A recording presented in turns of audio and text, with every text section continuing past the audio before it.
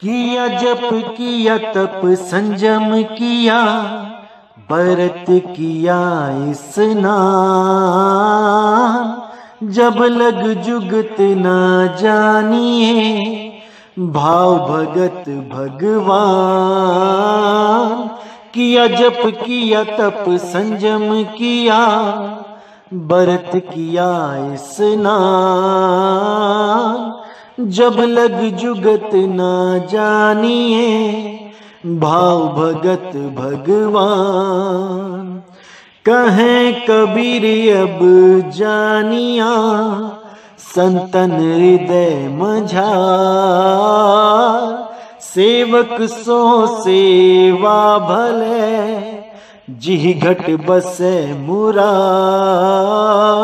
किया जप किया तप संजम किया, व्रत किया स्नान।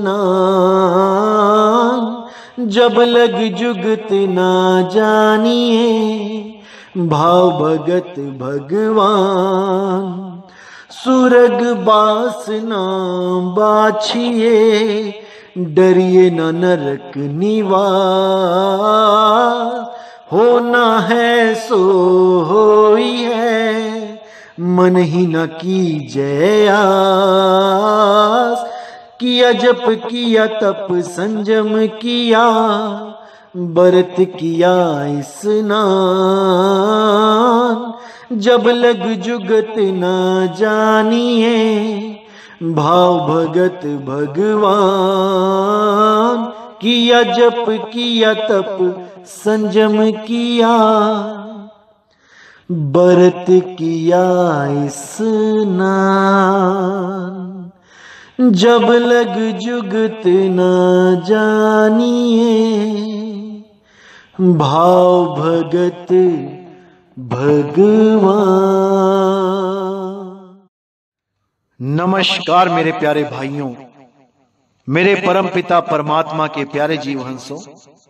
मैं परमपिता परमात्मा से यही अरदास करता हूं कि आप सब मेरे भाइयों का विवेक पहले से ज्यादा और ज्यादा से ज्यादा बढ़ता ही जाए, और ऐसी कोई दुविधा ना रहे जो मेरे भाइयों के मन में 1% भी भ्रम पैदा कर पाए।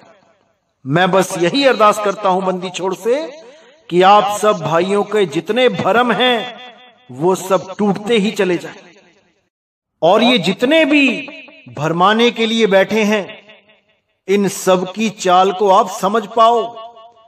कैसे ये आपको सत्य से दूर करने के लिए जाल बिछा के बैठे हैं, इनके जाल को अच्छी तरह समझना है, तभी आप बच पाओगे।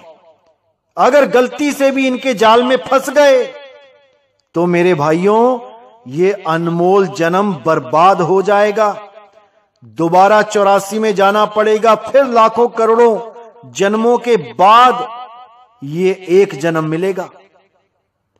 इसको बहुत संभाल के खेलना है मेरे भाई। ये खेल ऐसा है, ये आखिरी पासा है तुम्हारे पास। अगर ये पासा ना पड़ा तो फिर 84 में जाना पड़ेगा। बहुत ज्यादा विवेक लगाना है, बहुत होशियारी से चाल चलनी है। इसीलिए साहिब ने बोला, लख 84 भरम के पौ पे अटके आए, और अब की पासा ना पड़ा तो फिर 84 जाए। अगर इस बार तुम नहीं जीत पाए तो वापस 84 में जाना पड़ेगा। कोई बचाने वाला नहीं है। अब कौन बचाता है, इस पे विचार करना है। क्या परमात्मा स्वयं आते हैं बचाने? क्या परमात्मा किसी इंसान के रूप में आते हैं बचाने? क्या परमात्मा किसी गुरु के रूप में आते हैं बचाने? इस पे विचार करना पड़ेगा कि हमें बचाने कौन आता है, कैसे आता है, किस स्वरूप में आता है। जब तक इस पे विचार नहीं किया, जब तक मेरे भाई वो परमात्मा किसी को मिलने वाला नहीं। बिल्कुल पास होते हुए भी आप उससे मिल नहीं सकते, बात नहीं कर सकते, एक दूसरे को महसूस नहीं कर सकते। क्योंकि आपको वो जुगत ही नहीं पता है जिसके द्वारा आप उसके संपर्क में आओगे। इसीलिए वाणी में बोला, किया जप किया तप संयम किया, व्रत किया स्नान। जब लग जुगत न जानिए, भाव भगत भगवान। कितना ही जप कर लो, कितना ही तप कर लो, व्रत कर लो, नितनेम कर लो, कुछ भी कर लो, जब तक जुगत नहीं मिली, जुगती नहीं मिली गुरु से, जब तक बात नहीं बनेगी, वो भाव भगत भगवान वो मिलने वाला नहीं है। इसीलिए बार बार संतों ने यही बोला कि भाई किसी भेदी गुरु की शरण में जाओ, वही आपको बताएगा कि मार्ग कहां है, कैसे प्राप्ति होगी। वही आपको समझा सकता है कि असल में परमात्मा की प्राप्ति कैसे होगी और उसका असली स्वरूप क्या है। क्योंकि हमें उसका स्वरूप ही नहीं पता है कि उसका स्वरूप है क्या। कोई उसे आदमी की तरह जानता है कि परमात्मा की भी 2 आंखें, 2 हाथ, 2 पैर हैं। कोई उसे निराकार की तरह जानता है कि परमात्मा का कोई आकार नहीं है, 5 तत्वों में रमा हुआ है। वो परमात्मा नहीं है, वो ब्रह्म है जो 5 तत्वों में रमा हुआ है। परमात्मा तो तत्वों से परे है, परमात्मा तो देही से परे है, वो विदेही है मेरे भाई, विदेही है। अब उसके बारे में पता लगे तो कैसे लगे, बस यही समझना है। जब तक आपने इसको नहीं समझा, जब तक बात नहीं बनेगी। क्योंकि परमात्मा ही अपने बच्चों को बचाने के लिए शब्द रूप में सारे संसार में ज्ञान देते हैं, वही समझाते हैं कि उनका स्वरूप क्या है। कोई बता नहीं सकता जब तक वो कृपा ना कर दे। अपने सेवक की आपे राखे, आपे नाम जपावे। अपने सेवक को वो स्वयं दात देता है, अपने स्वरूप की दात देता है। वो बोध करवाता है कि मेरा असली स्वरूप क्या है, और जिस सेवक को बोध कराता है उसी के द्वारा प्रचार भी करवाता है, उसी के द्वारा सारे ब्रह्मांड में ज्ञान का उजागर करवाता है। जैसे बाबा नानक के मुख से परमात्मा ने ही ये ज्ञान बोला। इसीलिए नानक साहिब ने बोला, जैसी मैं आई खसम की बाणी, तैसा करी बयान वे लालो। यानी जैसी वाणी मेरे मुख से निकल रही है, बिल्कुल वैसा ही बयान करना। एक भी शब्द इधर से उधर ना होए, एक भी भाव इधर से उधर ना होए। जैसी वाणी परमात्मा मेरे मुख से बुलवा रहे हैं, वही बयान करना। क्योंकि ये मेरी वाणी नहीं, ये धुर की वाणी है, ये परमात्मा की वाणी है। तो परमात्मा संतों के मुख से इस ज्ञान का उजागर करवाते हैं, जिसे सुन के सारे ब्रह्मांड के जीव इस ज्ञान को समझ के परमात्मा से प्रेम करते हैं, परमात्मा को पाने के लिए ललायित हो जाते हैं, परमात्मा को पाने के लिए दिन रात रोते हैं। तब जाके परमात्मा उनको रास्ता देता है, परमात्मा उनको अपने आप में समा लेता है। सुरत समाए शब्द में, वाको काल न खाए। अरे जाप मरे अजपा मरे, अनहद भी मर जाए। ये जाप, ये अजपा, ये अनहद का ज्ञान देने वाले गुरु कभी परमात्मा तक नहीं पहुंचा सकते। क्योंकि परमात्मा तक पहुंचाने वाला गुरु केवल सार शब्द का भेद देता है, आपकी सूरत को ठिकाना देता है, कहां पे सूरत को रखना है, कैसे उसका सिमरन करना है, क्या क्या अनुभव होते हैं, ये सब की जानकारी देके वो आपको निर्भय पद में लेके आने की कोशिश करता है। जब आप अपने शरीर से हटके उस शब्द गुरु में सूरत को रमाते हो, तब आप समझ पाते हो कि वो परमात्मा का स्वरूप है क्या। नहीं तो इसी जप में, तप में, व्रत में, नित्यनेम में, इन पूजा स्थानों में, इन स्नानों में, इसी में अपना जीवन बर्बाद करके वो जीव फिर 84 में चला जाता है। ऐसा नहीं है कि ये सब करने से पुण्य नहीं मिलते, बिल्कुल मिलते हैं। अगले जन्मों में अच्छे अमीर घराने में पैदा हो जाओगे, बड़े बड़े मंत्री संतरी के घर पैदा हो जाओगे, बड़े बड़े राजाओं के यहां पैदा हो जाओगे। फिर क्या होगा? तपोराज राजो नरकम। तपस्या करी तो राजा बन गए और राजपाठ में उलझ के, राजपाठ के भोग विलासों में पड़ के वापिस नरकगामी हो गए, वापिस किसी गर्भ में चले गए। इसीलिए साहिब ने बोला, जहां से आया वहीं समाया, कहें कबीर तूने क्या कमाया। गर्भ से ही आया और फिर गर्भ में चला गया। क्या फायदा ऐसी भक्ति का, क्या फायदा ऐसे जप तप का। अरे भाई, ऐसा गुरु ढूंढो जो तुम्हें जन्म मरण से, इस गर्भ जून से, इस नरकवास से जीते जी मुक्त करवा दे। केवल ऐसा गुरु तुम्हारा कल्याण कर सकता है जो तुम्हें जीते जी अनुभव करवाए, जीते जी मुक्ति प्रदान करवाए। ये मरने के बाद के स्वर्ग और नरक का झांसा ना दे कि मरने के बाद स्वर्ग चले जाओगे, मरने के बाद सतलोक चले जाओगे, मरने के बाद अकह लोक, अगम लोक, अनामी लोक चले जाओगे। मरने के बाद ना तो कोई तुम्हें देखने जाएगा और ना ही तुम यहां बताने आ पाओगे कि मैं कहां पहुंच गया हूं।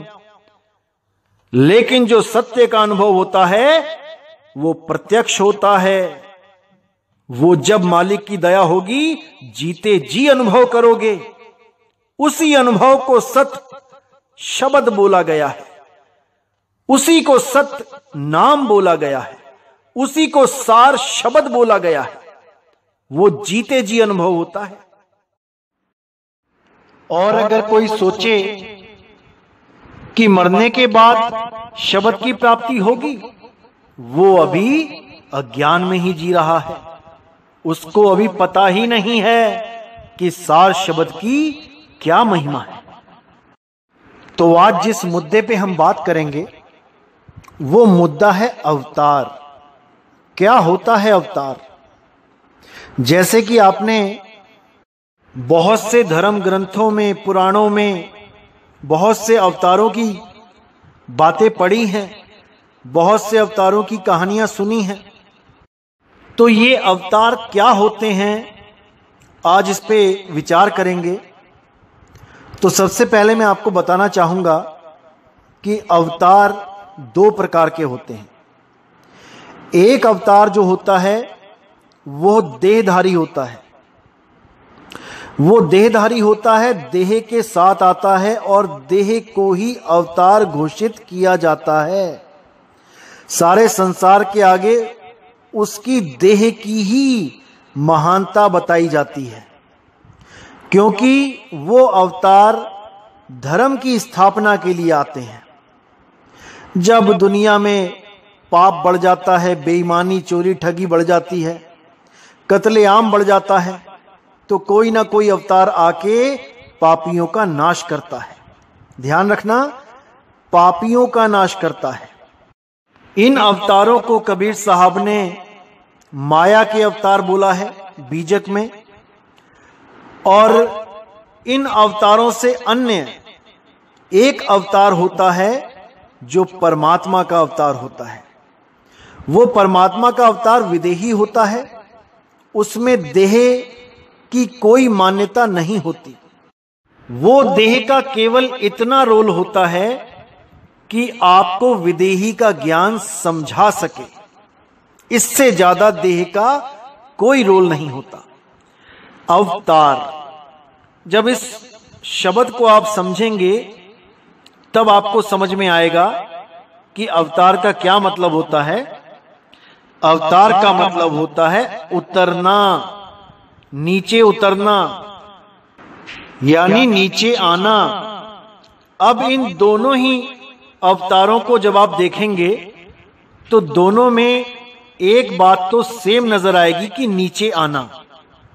जैसे मन और माया के जो अवतार हैं उनके लिए क्या बोला गया है कि वो ऊपर के लोकों में रहते हैं, दिव्य लोकों में रहते हैं और वहां से नीचे उतरते हैं इस मृत्यु लोक में धर्म की स्थापना करने के लिए, और धर्म की स्थापना करके वो वापस अपने दिव्य लोकों को ऊपर चले जाते हैं। अब जो परमात्मा का अवतार बताया गया है वो दो प्रकार से बताया गया है। एक तो वो गुरु रूप में आके सारी दुनिया को ज्ञान देते हैं, ज्ञान को समझा के उनको मुक्ति पदार्थ देते हैं, राम रस देते हैं। जैसे वाणी में भी आता है कि मौला आदमी बन आया, वो परमात्मा एक आदमी का रूप धारण करके सारे समाज को जगाने के लिए आया। वो कबीर साहब के रूप में आया, वो चारों युगों में आया, और कबीर साहब ही वो पहले शख्स हैं जिसके लिए बहुत से धर्मों के लोगों ने भी बोला कि सबसे पहले जागने वाला संत कबीर ही है। कबीर से पहले कोई भगत हुआ ही नहीं, कोई जागा ही नहीं। असल में वो लोग ये असलियत नहीं समझ सकते, नहीं समझ पाते कि कबीर साहब पहले से ही जगे हुए हैं। वो तो हमें जगाने के लिए इस दुनिया में आ रहे हैं, हमें समझाने के लिए दुनिया में आ रहे हैं। और गुरु भी कौन सा धारण कर रहे हैं? जो खुद मूर्ति पूजा करता है। कितनी महानता है देखो। यानी जो खुद मूर्ति पूजा कर रहा है, जो जड़ वस्तुओं की पूजा कर रहा है, उनको अपना गुरु बनाते हैं आके। कितनी बड़ी बात है। तो एक अवतार तो ये हो गया कि वो शरीर धारण करके अपनी इच्छा से इस दुनिया में आके प्रचार करते हैं, हमें समझाते हैं। और दूसरा अवतार होता है शब्द रूप में। वो कैसे होता है? जब वो संतों के द्वारा शब्दों के माध्यम से सारे जगत में ज्ञान पसारा करते हैं, तब वो उनका दूसरा रूप होता है अवतार का। वो शब्द रूप में उस संत के अंग संग होते हैं। इसीलिए बोला गया, साहिब कबीर का सब घट वासा, गुप्त प्रगट कुछ अजब तमाशा। जहां संत तहां प्रगट भयहू, और जहां असंत गुप्त तहां रहूं। जहां पर भी कोई संत है जो सत्य को जानता है, जो सत्य की बात कर रहा है, वहां पर साहिब प्रगट हैं, शब्द रूप में प्रगट हैं। वो संत खुद भी शब्द से जुड़ा होता है और सारे जगत को जोड़ सकता है। और जहां असंत है वहां पे साहिब प्रगट होते हुए भी गुप्त हैं। वो ना तो खुद जुड़ सकता है, ना ही किसी को जोड़ सकता है। इसीलिए वो अवतार नहीं कहला रहा है। भले वो संत कहलाता है, लेकिन अवतार नहीं कहला सकता। क्योंकि कबीर साहब वहीं पे अवतार लेते हैं जहां पे सत्य ज्ञान होता है, जहां पे सत्य नाम होता है। इसीलिए साहिब ने बोला था कि चौथी गद्दी होई अवतारा, डंका बाजी सब संसारा। हम ही उनके सिर बैठब आई, और वासे पार कोई नहीं पाई। यानी कि शब्द रूप में मैं ही ज्ञान दे रहा हूंगा, ये सारा भेद मैं ही समझा रहा हूंगा, और शरीर तो एकमात्र जरिया होगा। और जो शरीर को अवतार मानेगा वो कभी मुक्त नहीं हो पाएगा, क्योंकि अवतार केवल परमात्मा है, परमात्मा के अलावा कोई नहीं है। शब्द गुरु ही अवतार है, और शब्दों के माध्यम से ही सारी दुनिया को चेताने के लिए आते हैं। इसीलिए बोला, हम हैं शब्द, शब्द हम माही, शब्द से भिन्न और कछु नाही। शब्द न बिन से देही, कहें कबीर हम शब्द सने। इसलिए केवल और केवल परमात्मा ही अवतार है, शब्द गुरु ही अवतार है, इसके अलावा कोई नहीं। कोई भी गलती से भी देह को अवतार नहीं मानना, क्योंकि देह विनश जाएगी, देह खत्म हो जाएगी, देह का नाश हो जाएगा, लेकिन शब्द का नाश कभी नहीं हो सकता। इसीलिए बोला गया शब्द गुरु सुरत धुन चेला। देह की तो कहीं बात ही नहीं है। देह तो केवल एक माध्यम है समझाने के लिए, इससे ज्यादा देह का कोई रोल नहीं है। चाहे गुरु की देह हो चाहे हो चेले की, एक दिन दोनों का ही विनाश होगा। इसलिए मेरे भाइयों, देह से हटके हमें केवल विदेह शब्द गुरु की भक्ति करनी चाहिए। उसके अलावा सब झूठ है, सब मिथ्या है, सब कोरी कल्पना है। तो मेरे भाइयों, आओ और उस शब्द गुरु को अच्छी तरह समझो और उससे अपनी सूरत को जोड़ो और इस भव बंधन से सदा सदा के लिए मुक्त हो जाओ। और वो शब्द गुरु सबके अंग संग है। बस कोई भेदी गुरु मिल जाए जो उस शब्द गुरु से हमें जोड़ दे। तो अपनी वाणी पे यहीं विराम देता हूं और अगला सत्संग बहुत जल्दी आएगा। उम्मीद है सारे भ्रम टूटेंगे। तब तक के लिए मुझे विदा करें। बोलिए सतगुरु बंदी छोड़ सतगुरु सत्य कबीर साहिब की सदा ही जय हो, सदा ही जय हो मेरे मालिक की साहिब बंदगी सतना।